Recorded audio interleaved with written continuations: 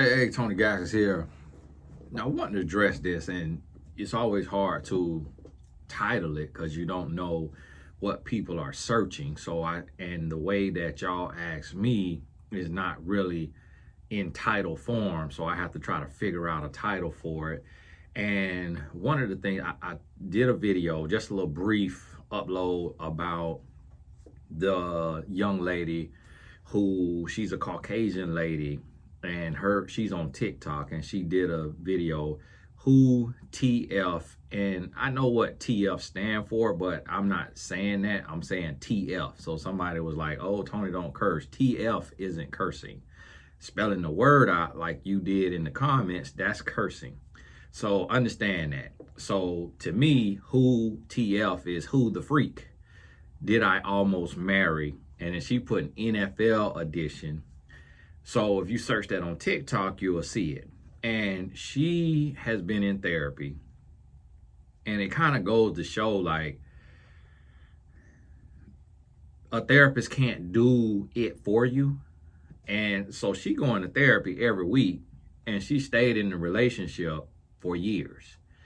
And every relationship is different. And as it's been said, and I said this on Oprah a long time ago, that in 2009, that the verbal could be worse than the physical, in the sense of the deepness of it and how you can replay it over and over in your mind, and how it can live with you and you kind of feel stuck.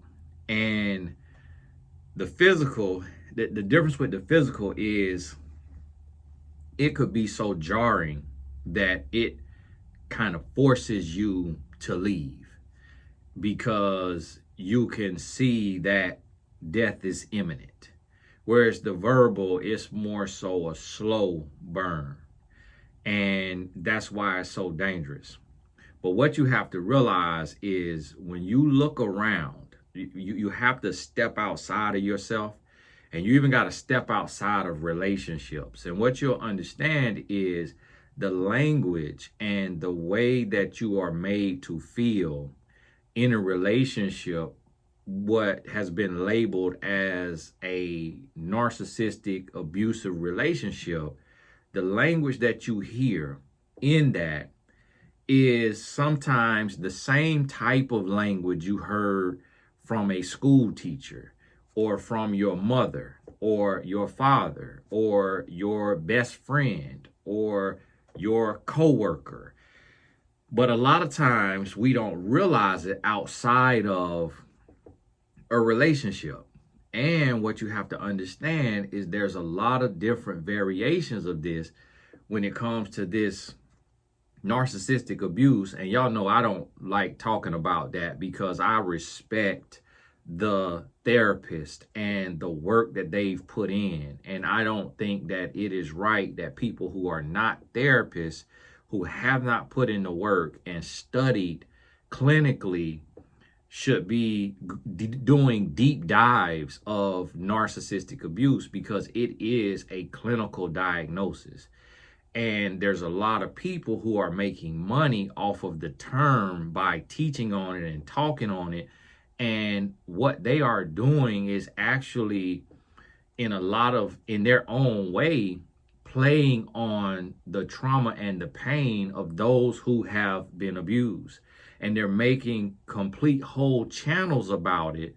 And really it's because of the amount of attention they're getting and the amount of views they're getting. And they're not doing more for someone than a therapist can do. So instead of just telling their story and saying, hey, make sure if you're going through any of this, go to therapy. Like, talk to your therapist so you can understand this. It's a lot of non-clinicians who are using the term for clickbait and to get views. And the thing about it is, a lot of people who are under the abuse don't realize that they're being played on, and everything they're feeling is being stoked and poked and prodded. And when you're hurting and you're down and you're out and you lost, anything sounds good. Because I don't even use the term because I'm not qualified to use the term. And I understand that and I respect that. So I don't even use the term like that unless I'm forced to in a situation like this. Whereas I didn't even put it in the title because I don't like mislabeling, and I don't want to create this movement of mislabeling, because things are complex and nuanced. And if it was so simple, then you wouldn't need to have a degree and a master's degree to be able to diagnose it, if it was so simple. So you have to understand that. And what a lot of people are calling a narcissist is literally an everyday man or everyday woman. And I've seen this same behavior in some women who are blame shifting, or they do what the young lady used the term Darvo, which is like dismissing and then attacking and reverse victim something. There's a lot of women that do that as well as men. So this isn't a gender specific thing. And these terms come from therapy, because these are clinicians who have studied and who have went through the test and learned what these different things are, which all of that, what they read in a book and take tests for, comes from studying real life. So that's how you can be a non-degree person, a non-clinician, and still be able to assess it and see it. But you got to be careful when you just kind of throwing it out there and just labeling, because that's the same reason why we have so many young black boys being labeled with ADD and ADHD, when really he could just be the next Michael Jordan or the next Dave Chappelle or the next Barack Obama or MLK, whoever. And he has a lot of energy and he's just always on go. But because of us creating a society of trying to find a pretty bow to wrap up our box of problems in, we mislabel and we overlabel. And then I'm here to tell you, people who are attention seeking, once they get online and they figure out that a certain word, and that's how you know that I'm not on here for attention. I'm on here for the effectiveness, because if I really wanted attention, I would do a complete series on narcissists and have that in my title, so that every person who has dealt with a narcissist and searching how to deal with a narcissist and how to escape narcissistic abuse would be coming to my videos. But if you look at my titles, you will notice it's a bunch of random titles. It's a bunch of random things, because I understand and I respect, because I'm one of the OGs of life coaching. And I want to preserve the sanctity of the industry and not allow life coaches to practice as therapists without doing the work that a therapist has done. And there's a lot of people who don't have the qualifications to be diagnosing and assessing and addressing and giving out treatment plans on social media about how to deal with a narcissist. Because when you tap into this stuff and you're using that term, people could lose their life. And so this is very serious, and it's not something to be taken lightly. And it ain't our place to be having no savior complex to come out using these terms that are clinical diagnosis. And people always say, well, a narcissist is not going to go to the doctor. It ain't about the narcissist going to the doctor to get labeled. It's about those in a position of influence not misusing the term when they're not qualified to use the term, and then have people who are in a normal everyday relationship labeling their partner as a narcissist when their partner is not a narcissist, and then they're using a treatment plan and doing things that they would do when dealing with a narcissist, and they're not dealing with a narcissist. And so now, because they have a label that they are misusing on their partner, they overlook their partner's stress and their partner's spiritual warfare and their partner's work related or family related or weight related or whatever related stress that's causing their mood swings and causing their semi-depression, which is another clinical term, anxiety, depression, narcissism. All of these things are clinical terms and should not be thrown around willy-nilly. And if you have experienced it and you know you've experienced it, then that is for you to know. And that is for you to help your children, your siblings, your whoever. And if you want to help the world at large, then you need to go and get a degree, get a master's degree, go do your fellowship or whatever it's called, work study, get your 1,000 hours, go take your state test, become certified and licensed as a therapist, and then start a YouTube channel using all the clinical terms that you are qualified to use. And so, like this young lady who's on TikTok, she's using all clinical terms. She's not using street terms for it.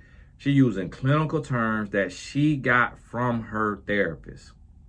And what you also have to realize, not every therapist is correct. Not every therapist knows what they're doing. Not every therapist knows what they're talking about. Some people are great at taking tests, and they're great at passing tests because they know how to read and they know how to regurgitate. But it does not mean that they are called to the space that they're operating in. What you also have to realize, if you're sitting down with a human, and that human is a life coach or a therapist or a psychotherapist, which is also a therapist, or a psychiatrist or whatever it is, that is a human. So if you're not dealing with a computer that has no feelings, that doesn't have everyday life experiences, you're dealing with a human. A human is susceptible to speaking from where he or she is. So I, as a life coach, because I have an understanding of male behavior inside of a relationship, I have countless clients who come to me for relationship coaching, and they are psychotherapists.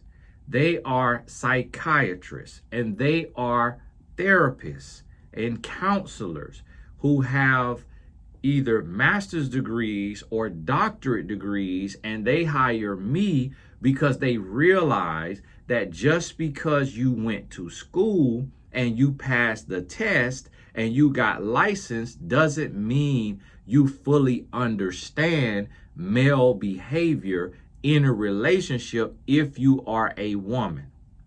So there are psychotherapists, psychiatrists, family therapists, mental health therapists who are suffering in their relationship at the hands of a man, and they are clueless what to do and how to do it because they are in the situation. And I keep client confidentiality, so I don't say names and all of that. But if one of my clients, which all of them watch my videos, didn't care themselves to comment, then you might see one or two of them comment and say, Tony is my coach and I am a psychiatrist or a psychotherapist. But I realize him being a man and having his history and having his past and his God-given wisdom, he understands more about men than I do, and he can sit on the outside and look in because it's not him in the relationship, and he can help me see what I'm not seeing. So you have to understand that when you come to this relationship stuff, it is very nuanced. And so no one person will know it all. I don't know it all. I can only share from my viewpoint. And a lot of my viewpoint is based on my personal experience. And then outside of that, it is based on my studies day to day, dealing with relationship issues from other people, that I'm able to sit on the outside, look in, and be a support system, be a sounding board, be a voice. But I tell all my clients, anytime they use a clinical term, then I tell them that is a clinical term. I am not a clinician yet. Now, I'm getting back in school, finishing my degree, then eventually gonna get a master's. But my career took off before I finished school. I just signed up online, and they told me I'm 85% or 92% or some high percentage like that, close to my degree. So, but see, the thing about it is I don't necessarily feel I need it, nor does my wife feel I need it. Every time I talk to her, she be like, no, everybody ain't meant to have that title. Like, some people don't want to talk to somebody with that title because of the stigma attached to it. But I'm going to take my time, and if I finish, I finish. If I don't, I don't. It's not the end of the world, but I'm going to do it because sometimes the world at large needs to see or hear that because of how we've been conditioned. Now, on to what this video is, because I had to address that and let y'all know that you got to be careful with this stuff. You have to be careful with this stuff, because you misusing terms and labels, and you'll go, a narcissist, that ain't nothing to play with. So you'll be out here doing all this stuff, and you dealing with a narcissist, but really your partner ain't even a narcissist. Your partner just going through a depression, or your partner going through extreme stress because of the finances. And that's what a lot of women don't understand about a provider man, a man who is paying all the bills, and he helping family, and he taking care of family, he taking care of friends, he take care of the household.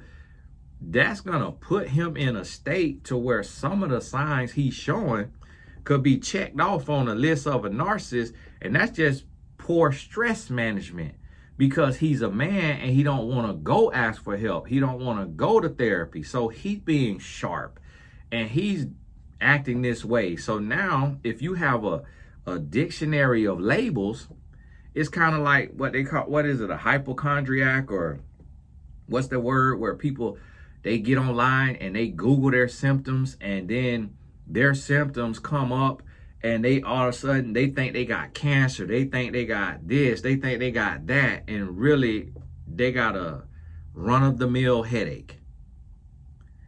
They got a stomach bug. And they going to the doctor talking about they got leukemia or lupus.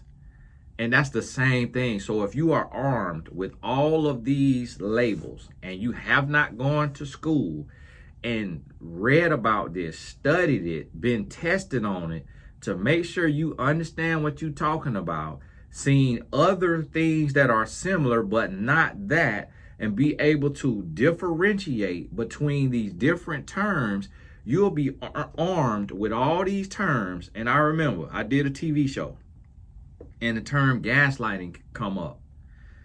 I'm not a therapist. The other co-host not a therapist. The couple that's going through it, they using the term gaslighting on my MTV show that I was on, what it was called, Couples Retreat. They using the term gaslighting, and don't none of us know what it means.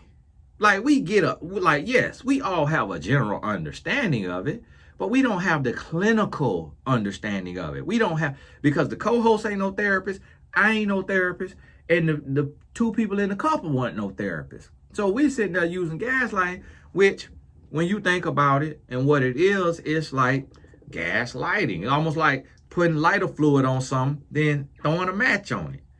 And so now you take and put that in relationship terminology, and it's kind of like somebody is, in other words, poking the bear.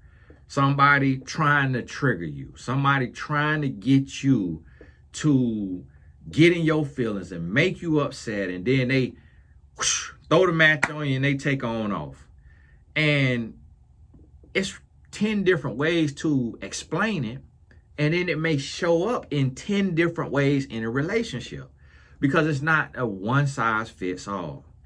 And that's what you have to realize. So because I live real life and I went through it, I can't count how many comments and how many clients have come to me and said, you helped me more in one session than my therapist helped me in 25 years. Or one client said 12 years. One client 7 years. One client 5 years. I've seen it in my comments because I'm speaking in practical language. So that's why when I went to the lady page who doing this NFL edition of Who TF Did I Almost Marry, she was using so many clinical terms, it sounded like gibberish. I'm like, what are you talking about? Like, just say what you was dealing with.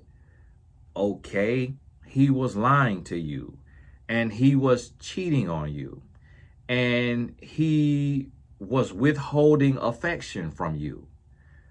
Like, why use this big old term to say, instead of just plainly saying, he wouldn't tell me he loved me. Well, guess what? He didn't love you. So there could be an argument that says he actually was being honest with you by not saying, I love you. And some people, especially black people, and especially black men who see the world that we live in, don't use the term, I love you.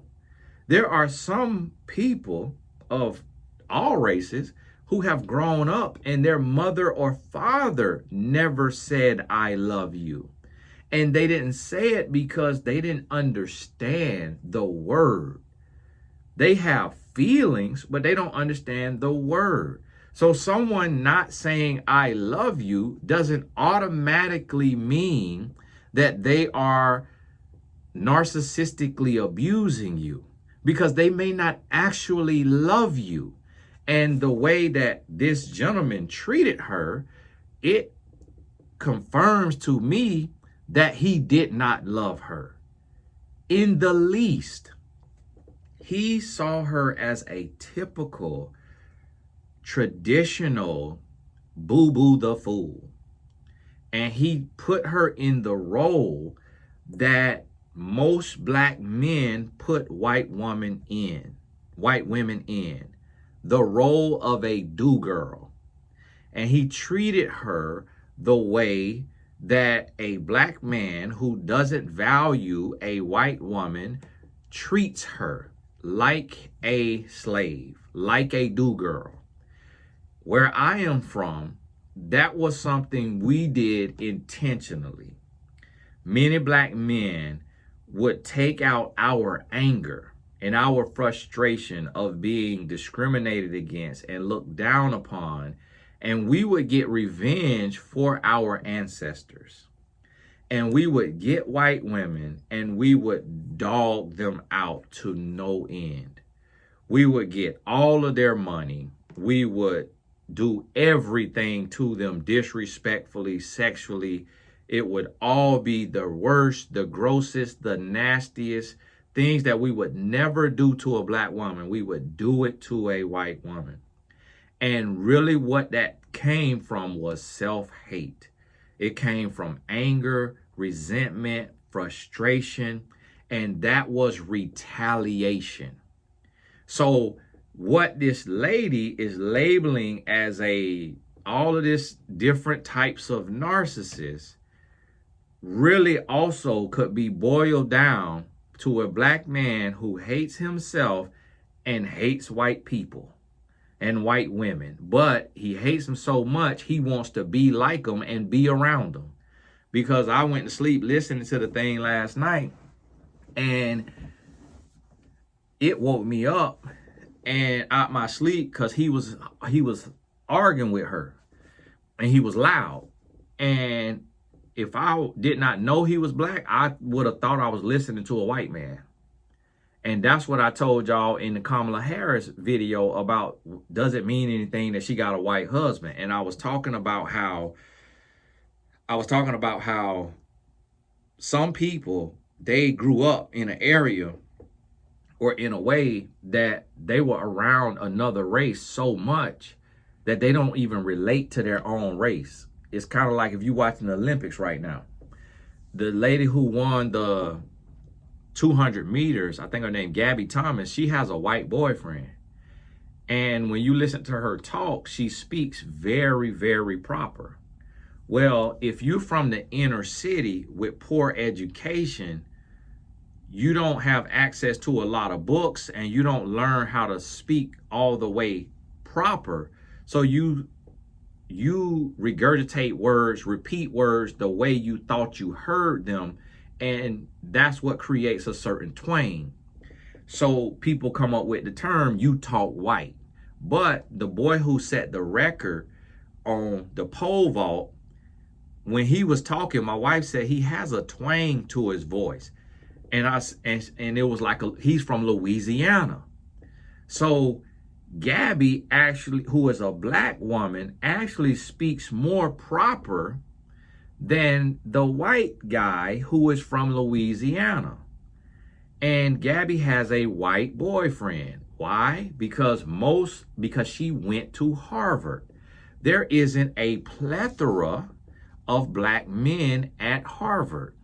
So even if she's attracted to black men, she has to date who she's around. Now, I don't know if her man is from Harvard, but based on how she talks, most black men are from close to some type of inner city. Now, black men like my sons are not from the inner city. So they speak very proper to the point that I be making fun of them. And in a fun way, but it blows me how proper they speak. Well, guess what? They would be great for a woman like a Gabby Thomas, but she didn't meet that in her life. I don't think she hates black people or look down on black people. She just connected and clicked with a white guy. They speak the same language. They could relate. They hit it off. And now they together. So what you have to realize is, just like with this man, he may more so be accustomed to white women and want to be with white women, but he doesn't respect them. And it sounds like he don't respect any woman. And he just like to use women. He used them as what they call a cum bucket. And he impregnates them and he does what he wants to do. This is a boy who never grew up. He behaves like a 12-year-old, 13-year-old boy who's just now starting to get boners and doesn't really understand what a boner is. And he's going out and he's sleeping around and not thinking about the consequences. Because what also showed me that something wrong with this man is he liked to bring home a pet. Now, if you talk to a therapist will have a term probably for a person who always bringing home another responsibility, bringing home these pets, and who always want to have something. Now, the lady say she felt like he was bringing home these pets to keep her busy, but he was into these pets when she met him. He lived on a farm. He lived on a bunch of acres. He had all these animals and these different dogs and cats and birds and all of this. So he was already into that stuff. You know what that is? That's somebody who have suffered through a form of abandonment or loneliness. Because what does a pet do? A pet is comforting. A pet makes you feel, just hearing their noises and just seeing them and being able to play with them and cuddle them and train them and deal with them, that gives you a sense of purpose. It gives you a sense of meaning. It gives you a sense of company. So that is a void in a human's heart. That's why they call it the cat lady. Why is she called a cat lady? Because she lives alone with a bunch of cats. Why does she have a bunch of cats? Because they keep her company and they comfort her. Because studies show that people who live alone don't live as long, because we are not intended to be completely alone. So if someone has to have a bunch of pets and have to have a bunch of men or a bunch of women, a bunch of kids, it shows you that they are crying out from loneliness. They feel unloved, unwanted, inadequate, insufficient. And what you have to realize, the same thing where people say hurt people, the people that are being labeled as whatever type of narcissist or whatever type of sociopath or whatever type of whatever, those people have also suffered from that. They didn't just wake up and say, hey, I'm going to be a sociopath. I'm going to be a narcissist. If you look at their life, you will see what happened to them. And you will see where they were changed and where they were affected and where they were victimized. And then you will see where they carried out what they learned by default. It's not something to where there's a genetic mutation that says if you have this gene, you're going to be a narcissist. When you look at the childhood behaviors and the things that went on in their childhood, that's what produces a Donald Trump and the way that he acts and the way that he moves, and a Kamala Harris and the way that she acts and the way that she moves. If we look at their history plus their biography, we will understand why they lie the way they lie, or manipulate the way they manipulate, and deceive the way they deceive, and attack the way they attack. So what the lady called Darvo from therapy, that sounds like politics to me. That sounds like a politician. Darvo, Google it, D-A-R-V-O. That sounds like a politician. That sounds like a Republican versus Democrat debate. Darvo. You could just call it the Darvo Symposium, because that's what they doing, denying and attacking. And all of that right there. So this, what I'm trying to help you understand, is this stuff is not something that is easy. It got to be lived through, and it got to be understood. And it ain't something to where you can take your situation and diagnose somebody else's situation. Because if you're not in the situation 24 hours a day, then you don't understand the nuances of it. And you can't take what somebody went through. So here the woman was, let's say I'm using this woman example as an example right now, because she on there. She ain't getting a whole lot of views yet. She ain't went viral. She ain't nowhere near Russell Tesla, because a lot of y'all ain't nobody. And I ain't nobody. So based on what she's saying is what somebody else coined the term future faking. That was the main thing. This man was future faking. He told her, we're going to get married. We're going to get married. And she also used the term of love bombing, because he rented an RV and they did a cross-country trip.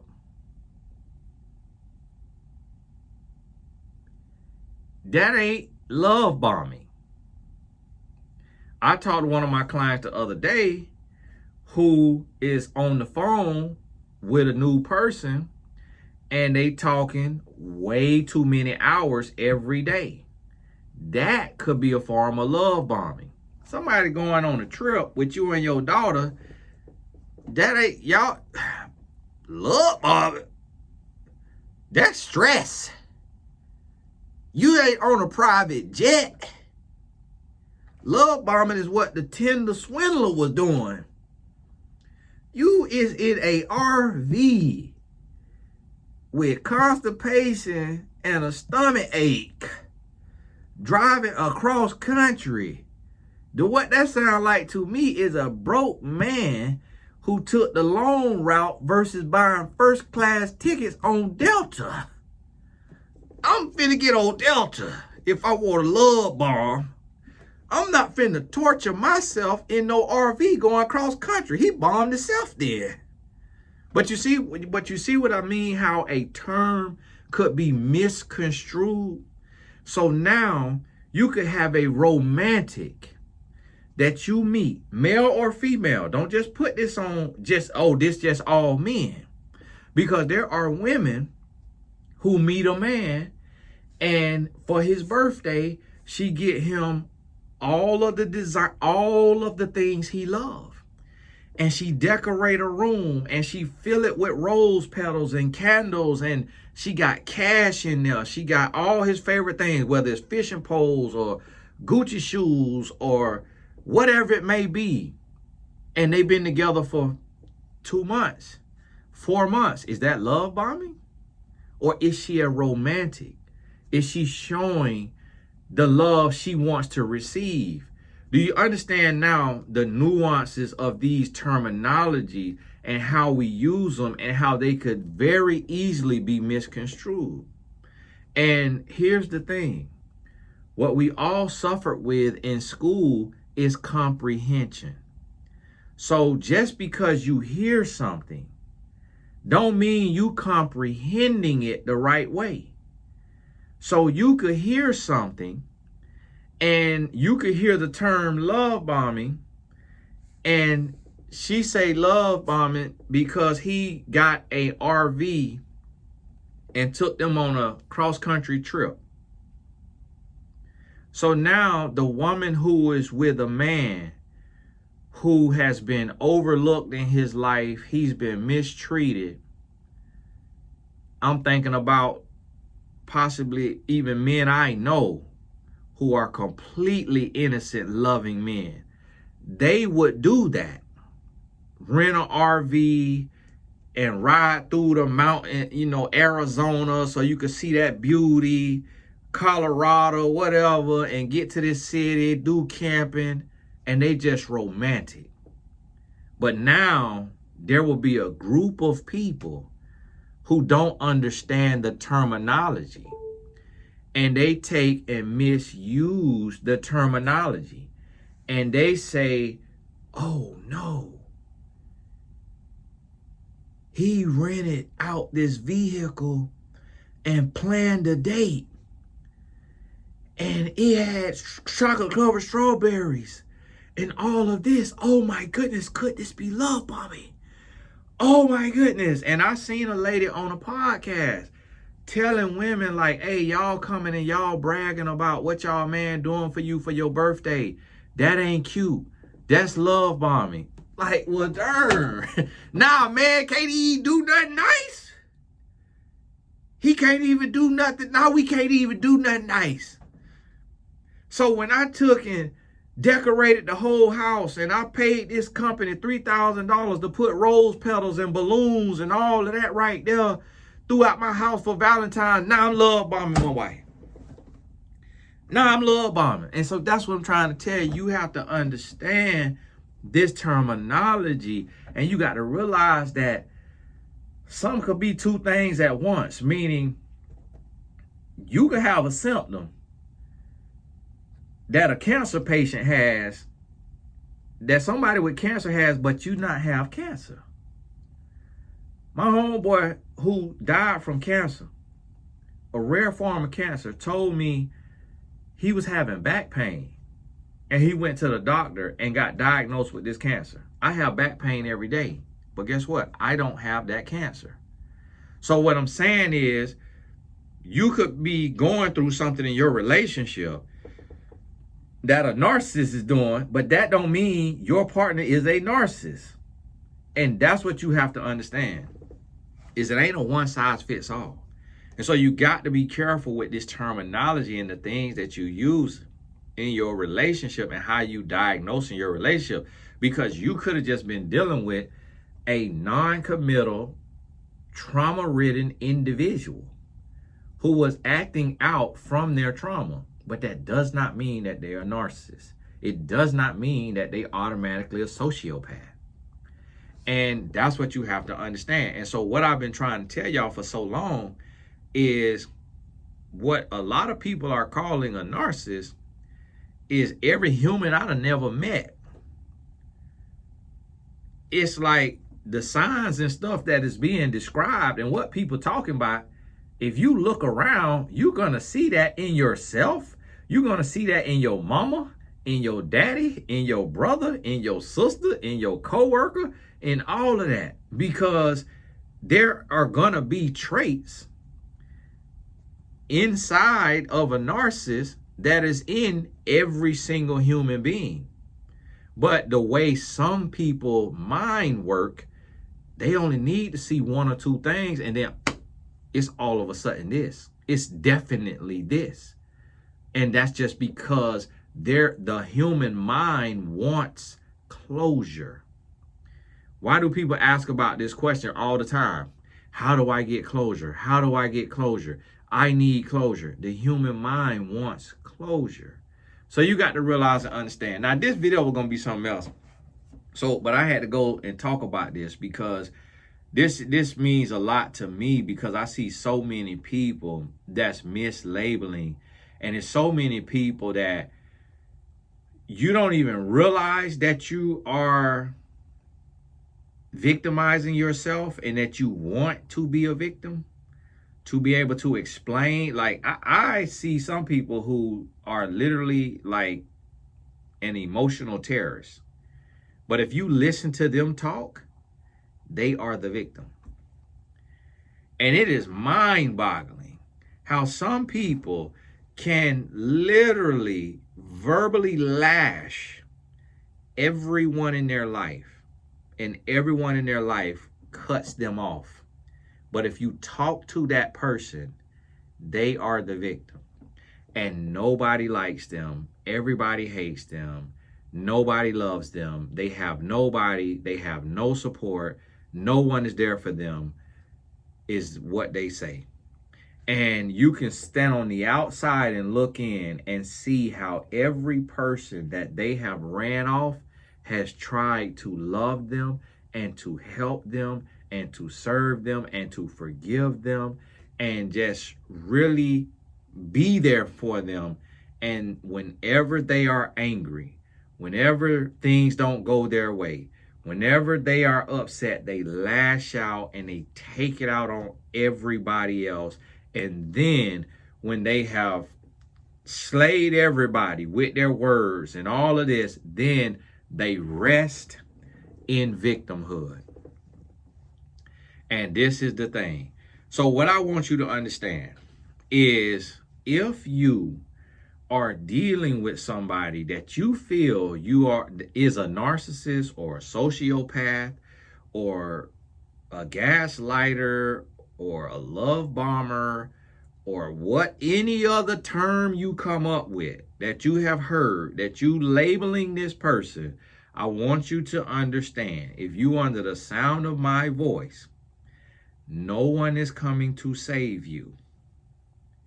So stop sitting there and reading definitions about why it is so hard to leave and self-diagnosing on why you can't leave, and destroy your ideologies. Let go of the false hope and get up and remove yourself from the relationship. Stop giving yourself excuses as to why it's so hard to leave and why you can't leave. The reason why you can't leave is because you have to abort the idea that you have created in your mind. So what happens is, so many people, they go into a relationship and they fall in love with the idea of love. And they ignore the reality of the absence of love. So you're not addicted to the person.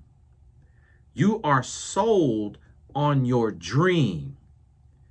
You have told yourself, I am going to have a marriage, a family, smart, healthy, beautiful kids, a nice house with a beautiful lawn, with a great secure fence, with a college fund and a sports car and an SUV and an annual vacation to a foreign country, and you have convinced yourself of your destiny.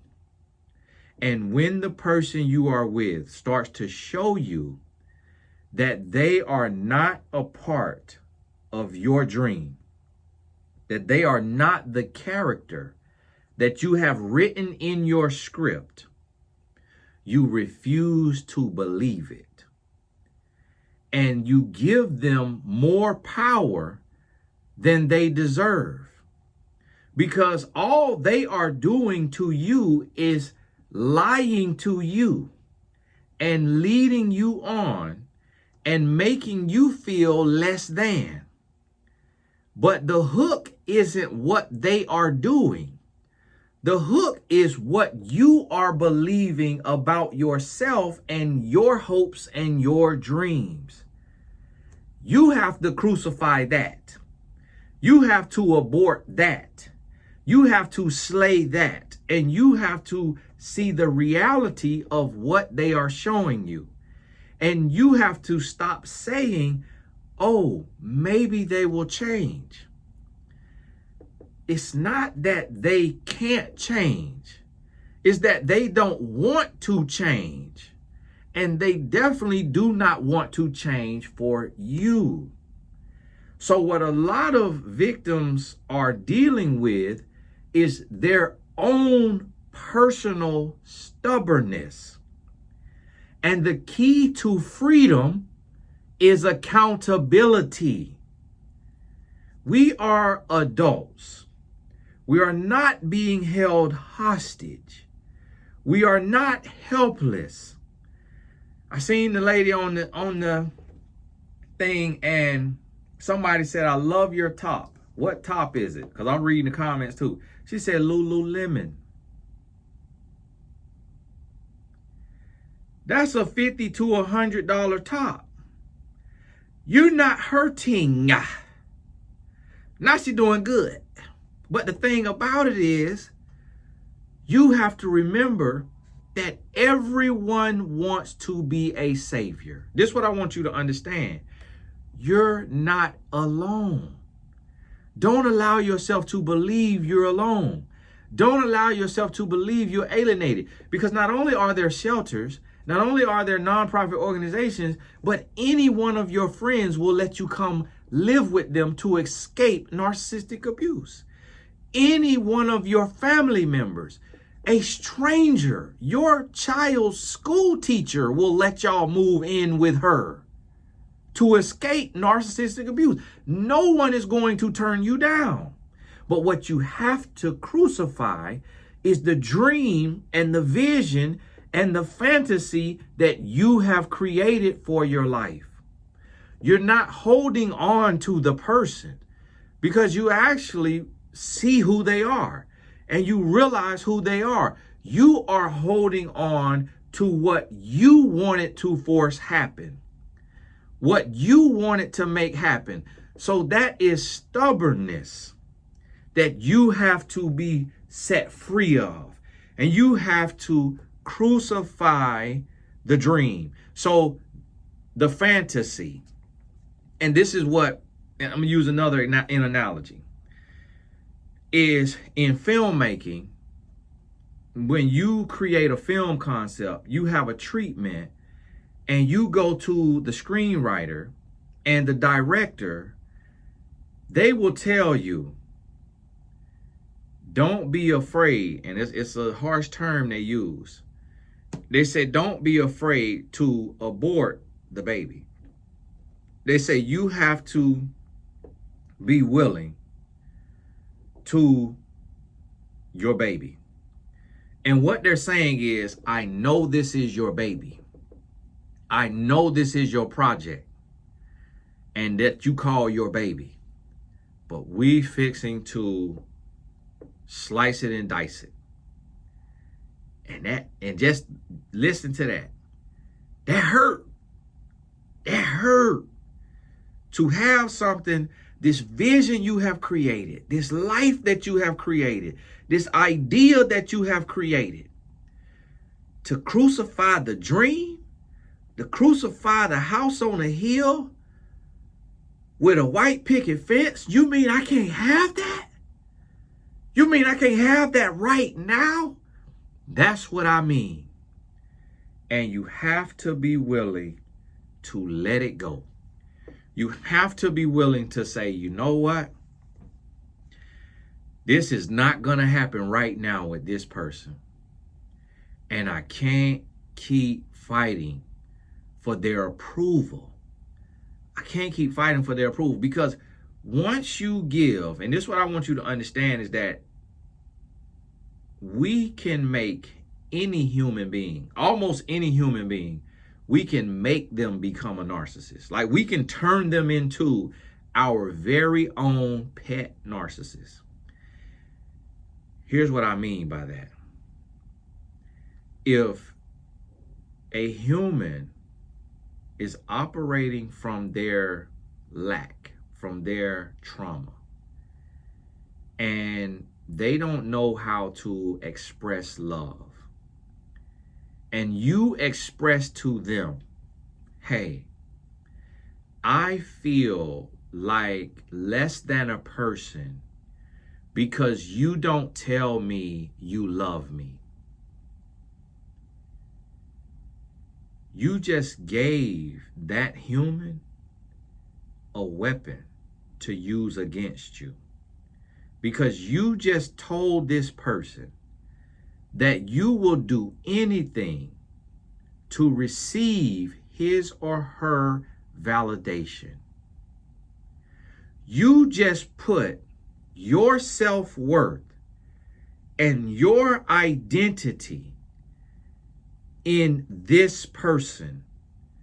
Instead of creating your happiness, smelling the flowers, going on walks, doing some hiking, listening to your favorite upbeat, healthy music, eating your favorite foods, talking to your favorite people, you said, hey, because you don't say I love you, I am unworthy.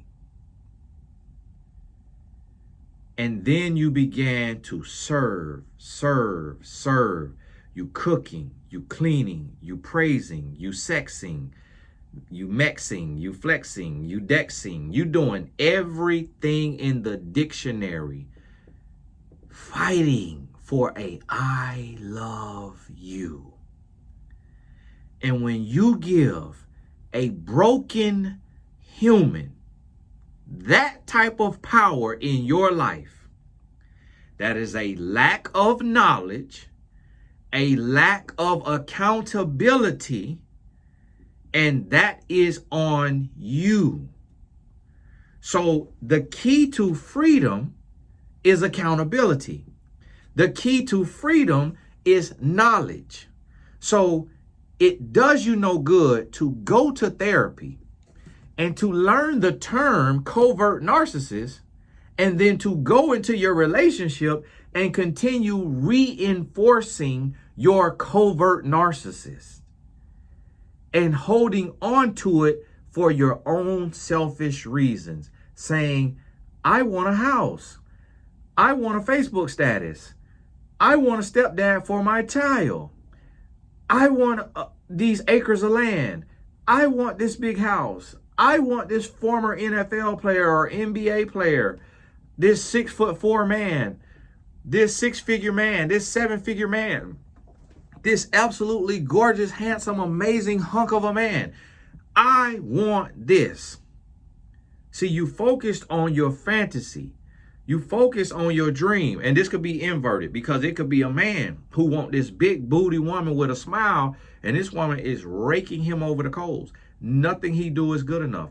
Nothing he provides is good enough. And that's the thing, is that a lot of times we don't pick up on that, what we call narcissism or what have you, the gaslighting or whatever it may be. We don't pick up on it. So guess what? I could be working and making a bunch of money and taking care of everything I can. And my wife could say to me, yeah, you know, our AC leaking, but such and such AC never leak, because they have someone who come and service their AC for $700 every quarter. And then I could take and feel, oh, wow. So even though I earn $1 million, and even though I'm paying $30,000 a year for tuition, and even though I'm taking care of your mom, and even though I just spent $15,000 on going to your sister's wedding. I'm less than a man because I don't have an extra $700 to make sure our AC has no issues. So you see how I could take that and I could turn that into, my wife is a narcissist because she doesn't appreciate everything that I'm doing, and the one little area that I'm not doing, that makes me inadequate. Guess what? There are women who do that to their boyfriend or to their husband. He working 2-3 jobs. He busting his butt. But because she don't have what this woman on Instagram have, he's not man enough. And I've had to deal with this in coaching. And I've had to tell women, listen, you the problem. This man ain't cussing you out. This man ain't putting hands on you. This man ain't cheating on you. But because he can't give you everything you want, like, where in the world, where in the Bible, where in the dictionary, where in the encyclopedia, where in the thesaurus does it say your man's supposed to meet all of your needs, all of your wants, when you got arms and legs and you work a job? You're the problem. You see what I'm saying? Y'all gotta forgive me. I went to an octave. That octave there told me up. Ain't no opera singer. Then what I want you to understand is we could take normal everyday situation. We could take stuff.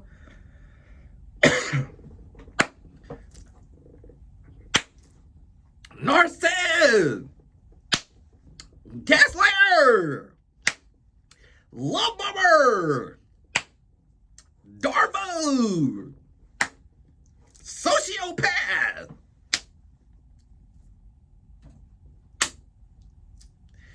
And we could label ourselves to sleep.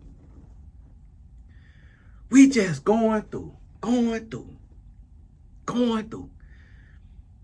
And then you'll get online with your headache, and now you got cancer. Oh my goodness. Oh, I have breast cancer. Oh no, I got breast cancer. Look at the symptoms. You go to the doctor.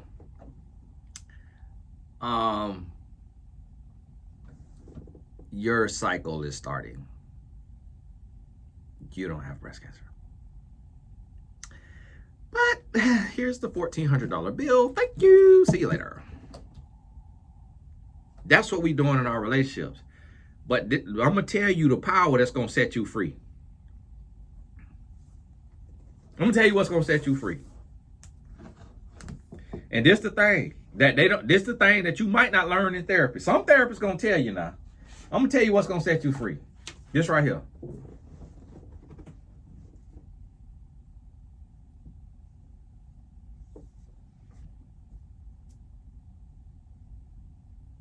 Know what this is? This is a mirror. This is a mirror. Now, this is an iPad, but this is a mirror. That's what's going to set you free. You have to take the power away from a label, away from a therapist, away from a life coach, and you have to say, this is on me. I will rather die standing up, loving myself, fighting for myself, than to live on my knees. I don't care about your money. I don't care about your house. I don't care about you being here for my kids. I don't care about none of that. I got me. I gotta love me. I have to go. I got to go. If I got to sleep under a bridge with my children, I'm finna sleep under a bridge. I ain't giving you one more day to run me in the ground and make me feel less than. I'm leaving. If you with a narcissist, you with a sociopath, you whatever, stop giving them power. Stop reinforcing them and victimizing yourself by saying, oh, they have this thing that they do called this, and this triangulation, and this right here is why I can't leave. So I'm gonna just stay here because I'm incapable of leaving because this is a narcissist. And you can't leave a narcissist because this thing that they do. Listen, nobody coming to save you. And I know this ain't popular advice. I know, oh, you victim blaming. Oh, that's a term. Oh, you victim blaming. Oh, no. I am accountability shaming. Listen, take accountability. Call it out. Speak truth to power. You know what's going to change? You know what changed a narcissist faster than anything is when you speak truth to power and you refuse to let them put you in a word salad and do a Jedi mind trick on you and you call a spade right to their face. That's what's going, oh my God. Oh, you finna talk back to me? Oh, you finna tell me who I am? Oh, you finna tell me I'm a piece of trash? Oh, you finna call me out about my stuff? Oh, I didn't think you could see all of that. When you do that right now, ooh. Whoosh, make them powerless. I done did it. I have done it. To what is labeled a narcissist, I have called them out and say, I see what you're doing and I know what you're trying to do. You trying to do this right here. I'm not trying to do that. I'm not doing that. That's not what I'm doing. I'm not doing that. But now, guess what you just did? You just put a mirror in their face. You know what the scariest thing is for every human being? A mirror. Not just for what it shows, but for what it don't show. Meaning the internal issues we have. That's why that mirror is so powerful. So, hey, I don't know what the title of this is. Y'all forgive me and just get used to coming to the channel and looking and knowing that the title might not have nothing to do with the video because of the way YouTube works. So if I title it sometimes exactly what it is, you're not even going to see it because it's not going to get in the algorithm. So if my title don't have man in it or woman in it or love or relationship or something in it, they're not even going to show it to you because they have put me in the algorithm for only relationship topics. So just search, just come. And even if you set your notification, it might not notify you because it's over 500,000 people. That costs a lot of data space, a lot of server activity, and everybody got hundreds of thousands of people. So they don't have the bandwidth to send out a notification to 500,000 plus people. And I'm just one channel. Like, it just have to be me on YouTube for them to be able to send out a notification for 520,000 people, how many are people here. So you got to understand that your notifications ain't going to work. You just got to manually set a calendar in your phone because I'm going to upload every day. Hey, go check Tony channel. And then just click on my channel, click view channel, click on videos, and whatever video ain't got the red line up under it from you watching it, then that's what you done missed. But hey, this Tony Gaston, God bless you. And thank you for your support. We're still in the pre-order phase of the elderberry gummies. We probably about 20 orders away. I think we about 20 orders away from closing the pre-orders.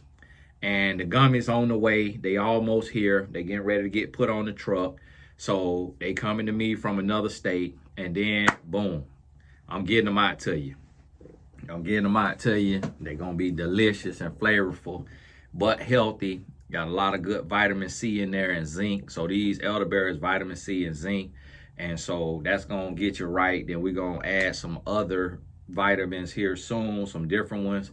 I'm going to have everything all the way to sea moss, ashwagandha, sea moss, all that. If they got fish oil gummies, I'm gonna make them.